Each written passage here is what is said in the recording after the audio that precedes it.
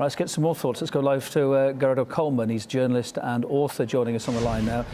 Hi there, Gearo. MI5 officials had warned that jihadists were preparing to launch a series of attacks on Europe. Is there any way the citizens could have been better protected, or is this just something that you couldn't have stopped?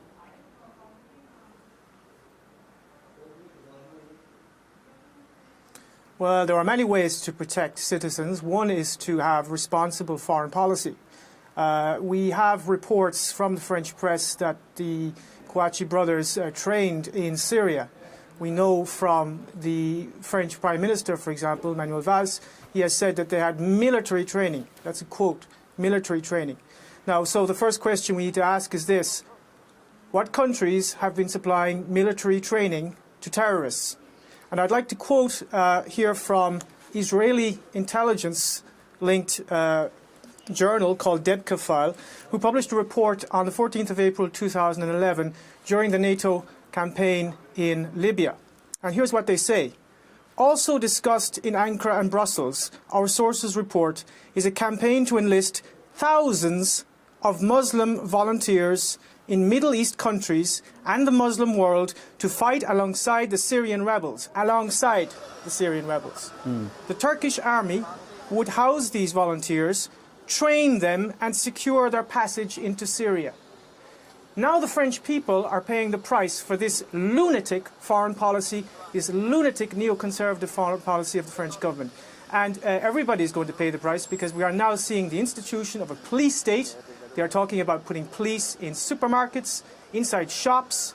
We're going to have police all over the street, military on the street, everybody's under suspicion. This is absolutely crazy. But I would reiterate, those who are responsible are the people who have been recruiting, funding and training terrorists. And we know from official sources that the countries involved in that, and we've been saying it for a long time, are France, Britain and the United States and their allies. And that needs to be known here. Second point, we also know from official sources that the CIA and NATO intelligence have conducted terrorist operations against civilians in Europe since the Second World War. The most famous operation was called Operation Gladio. And from that, I would like to quote another source, which is a former operative of Operation Gladio. But what's the relevance of that to what you're talking? Yeah, but Gearo, what's the relevance of what you're saying now to what's happening? The people, women and children. Just a second. Okay. The relevance is this. Al-Qaeda and Islamic terrorism is an invention of Western intelligence. We know that for a fact. Secondly, Al-Qaeda's function and the function of Islamic terrorism is to be used as foreign mercenaries against states that refuse to submit to NATO hegemony. Secondly, they are used as a form of terror tool against Western populations in order to divide them. So what we see in Paris, for example, are teeming working class in the suburbs, composed mostly of immigrants, and many Algerians, many Africans and so on. And this Islamic terrorism is being used to divide communities. It is the only way to institute policing in an austerity state. And that's what we are seeing, an austerity state where the old social functions of the state are being placed by penal functions. You're not for a moment saying that it's NATO and the Western nations that have promoted what's happening here today?